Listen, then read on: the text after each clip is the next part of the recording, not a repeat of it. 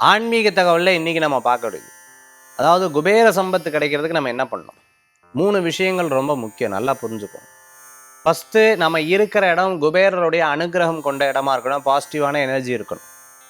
அடுத்தது பார்த்துட்டிங்கன்னா, நம்மளை சுற்றி இருக்கக்கூடிய நபர்கள் அந்த குபேர அனுகிரகம் கொண்ட நபர்களாக இருக்கணும். Point number 2. தேர்டு பாயிண்ட் என்ன அப்படின்னு கேட்டிங்கன்னா, நம்ம உட்கார்ற இடம், நம்ம உட்காந்துட்டு சுவாசிக்கக்கூடிய அந்த திசை குபேர சம்பத்து நிறைந்த திசையாக இருக்கணும். தேர்டு. ஃபோர்த்து, முதல்ல நீங்களே குபேர சம்பத் நிறைந்தவர்களாக இருக்க வேண்டும். ஃபோர்த்து.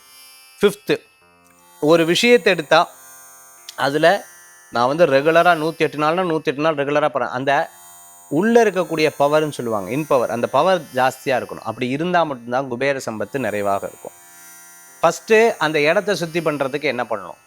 இடத்த சுத்தி பண்ணுறதுக்கு நம்ம நல்ல தூபங்கள் ஏற்றுறது, தீபம் ஏற்றுறது, அந்த வீட்டில் பாசிட்டிவ் எனர்ஜியை ஃபஸ்ட்டு க்ரியேட் பண்ணணும். பாயிண்ட் 1. அப்போ உங்களுக்கு ஒரு பெரிய ப்ளஸ் பாயிண்ட்டாக இருக்கும். தினம் தினம் விளக்கேற்றி பூஜை பண்ணக்கூடிய இடமா இருக்கும். பாயிண்ட் 1. இருட்டு ரொம்ப இருக்கப்படாது, வெளிச்சம் இருக்கணும். பாயிண்ட் 2.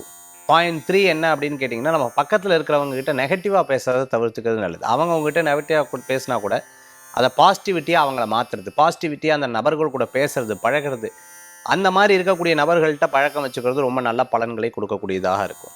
அடுத்தது பார்த்துட்டிங்க அப்படின்னு சொன்னால், உங்களை நீங்கள் மாற்றிக்கிறது. உட்கார்ந்த இடம் கிழக்கு வடக்கு திசையை பார்த்து உட்கார்றோம். அதே போன்று உட்கார்ந்து நீங்கள் தியானம் பண்ணும் பொழுது, நீங்கள் அதை ஜபிக்கும் போது, உதாரணத்துக்கு ஓம் குபேராய நமக, ஓம் குபேராய நமக, ஒரு 20 நிமிஷம் தொடர்ந்து உட்காரணும். உட்காரத்துக்கு நடுவில் ஃபோன் எடுத்து பார்க்குறது, அட்வர்டைஸ்மெண்ட் பார்க்குறது, அதே சமயத்தில் கொஞ்சம் நேரம் எங்கேயோ யோசனை போகிறது, இதெல்லாம் இருக்காமல் மனதை முழுமையாக குபேரர்கிட்ட அர்ப்பணித்தோம்னா மிகப்பெரிய பலன்கள் கூடி வரக்கூடியதாக இருக்கும். அதே மாதிரி பார்த்தீங்கன்னா, உட்காந்து முடிச்சதுக்கப்புறம் எப்போவுமே ஒரு 108 நாள் பண்ணோம்னா 108 நாள் தொடர்ந்து பண்ணணும். இல்லை வெள்ளிக்கிழமை நாள் கரெக்டாக உட்காரணும்.